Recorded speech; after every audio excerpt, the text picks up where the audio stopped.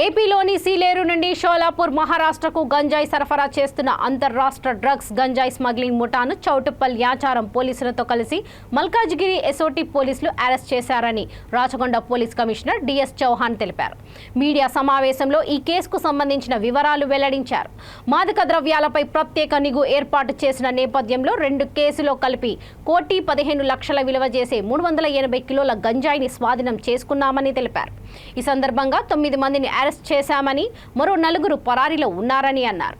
నిందితుల నుంచి 4 కార్లు, 9 మొబైల్ ఫోన్స్, 3,120 రూపాయల నగదు స్వాధీనం చేసుకున్నామని తెలిపారు.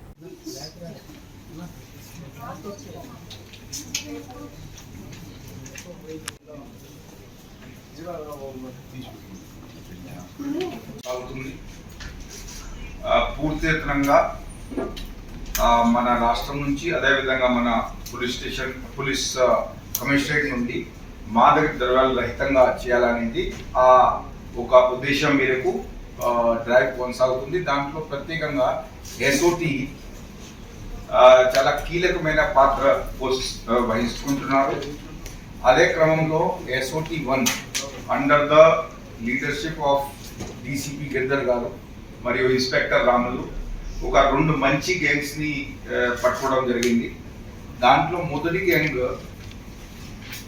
దీంట్లో అంతకుముందు మీరు చూశారు, వీళ్ళు నిందితులు ధారావత్ ఫూల్ సింగ్ కూడా ఉన్నారు, దెన్ గోష్ పాసా ఉన్నారు.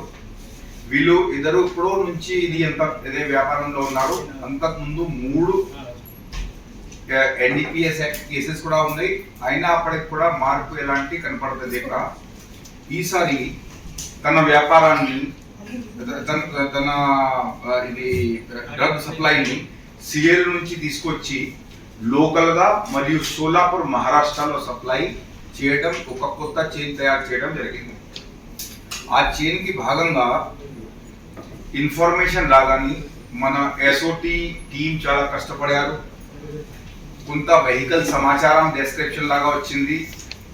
ఆ సమాచారం మేరకు ఆల్మోస్ట్ 1 or 2 nights వాళ్ళు అక్కడ పాయింట్స్ లోనే వెయిట్ చేయడం జరిగింది. రాత్రి మొత్తం కంప్లీట్ నైట్.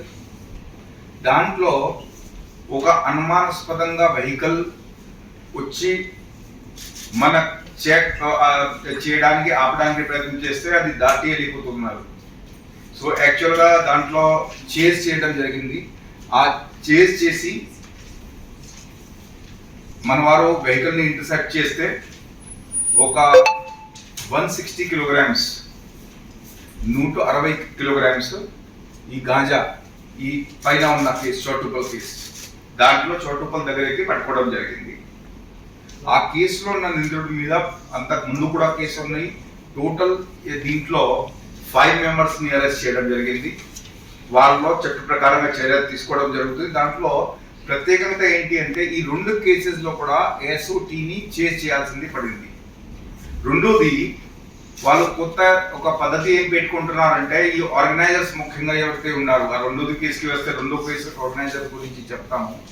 ఆ ఆర్గనైజర్స్ ముందు కార్లో ఉంటాడు. దానికి 4 kilometer 5 kilometer డిస్టెన్స్ తో